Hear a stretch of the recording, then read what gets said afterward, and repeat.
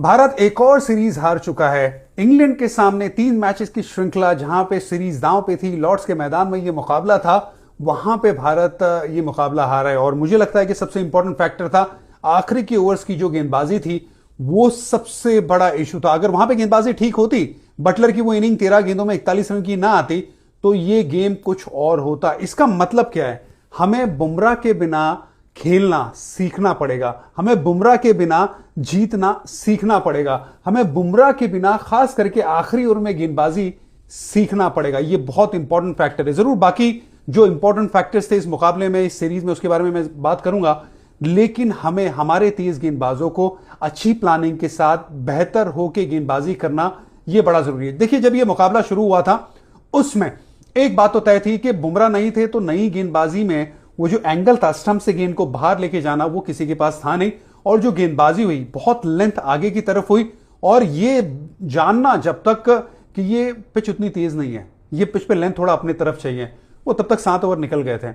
वो बड़ा लेट था। जब तक आपको पहली ओवर में समझ जाना चाहिए। इसलिए बुमराह क्यों जरूरी है?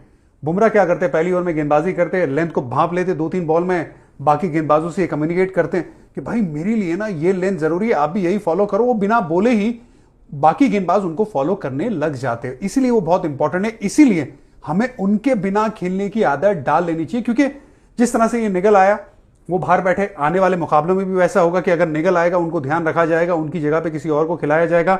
इसी वजह से सिलेक्टरों की जिम्मेदारी ये रहेगी कि टीम में भी बैकअप तैयार रखे जाए, ताकि अगर बुमराह इंजर्ड हो तो उनकी जगह पे वो खिलाड़ी खेले जाए जो आखिरी की ओवर में अच्छी गेंदबाजी कर सके। तो ये आगे जाके बड़ा ध्यान रखना पड़ेगा। अच्छे फैक्टर ये रहे थे मैच के कि रोहित का रन आया, रोहित का आज भी बैट उठा ले और अपने ईगो पे ले आए ना, तो रोहित शर्मा जैसा बैटर है नहीं दुनिया में कोई। लॉर्ड्स में उनका ईगो बैटिंग कर रहा था 100%। और मैं बार बार ये सोच रहा था कि रोहित शर्मा को कुछ भी प्रूव करने की जरूरत नहीं है।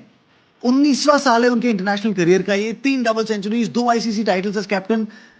रोहित शर्मा से कोई प्रूफ क्या मांगेगा यार? But such are the science of the times कि उन्हें फिर भी प्रूव करना पड़ रहा है।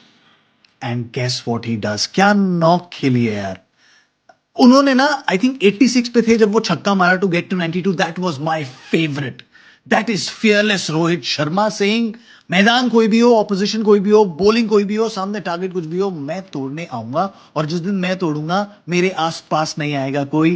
This was me in 2016 17, this was me in 2012, this is me today. कुछ नहीं बदला है, कुछ भी नहीं बदला है। अगर मैं चाह जाऊं तो what does the future hold for Rohit Sharma? No one nose.